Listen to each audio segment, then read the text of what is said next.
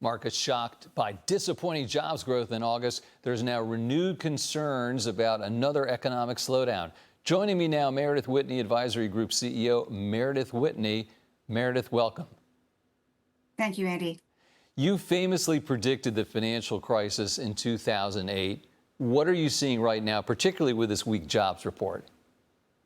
Well, I wasn't so surprised with the weak jobs report because consumer spending has been decelerating and actually negative in some categories that comprise about 20% of the workforce. So it's been negative in hotel, hospitality, for the most part retail, except for this past month. And I also think that the immigration policies, taking million non-civilian, non-native born workers out of the workforce also pressures those same categories. So I think you see a under the covers weaker economy and not surprising jobs ensuing. And so I wouldn't be surprised if unemployment goes into the high fours this year and next.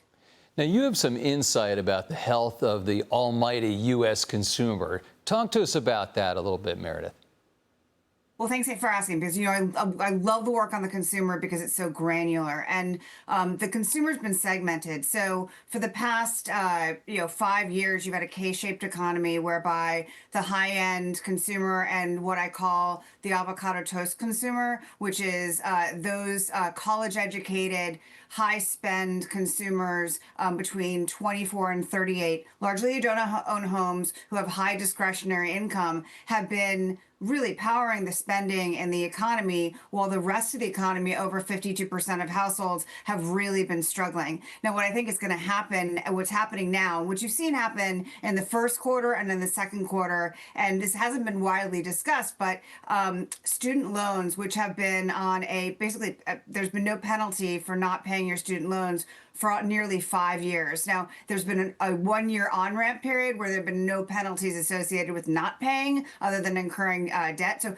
they're incurring interest. So in October 24, just last October, you had to start repaying your debt. And a lot of people did, but a lot of people didn't. About 25% of those who have student loans, and remember, over 50% of student loans are held by this cohort of 24 to 38. And so it's for those who have started paying their student loans back, that's really suppressed spending. And you've seen that with all of the quick service restaurants like Chipotle, Panera, Cava, Sweetgreens. And now I think it's going to get even worse because you're going to start to see wage garnishments. That's for 25% of the student debt that is either seriously delinquent or in default. Right. And you also talk about a situation where there's a key healthcare subsidiary that is going to be rolling off as well at the end of the year. Is that also a threat here?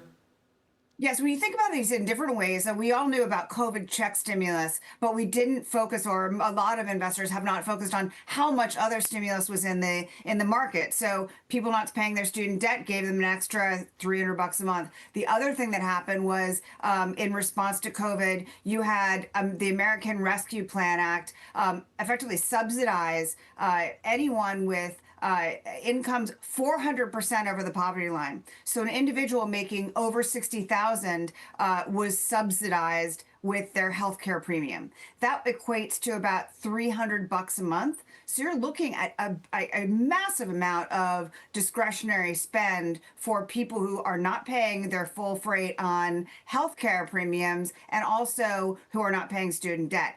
All of that goes away at the end of the year. So you're going to continue to see, I think you're going to see increased pressure because of wage garnishment on student debt. And then next year will be a completely different type of headwind on this cohort because of the roll off of these subsidies. So what is going to happen is you're going to see real pressure on consumer spend, and particularly consumer spend where so much of companies have focused their marketing efforts, which is targeting Gen Z and millennials. The Gen Z and millennials are actually going to be very weak over the next 12 plus months.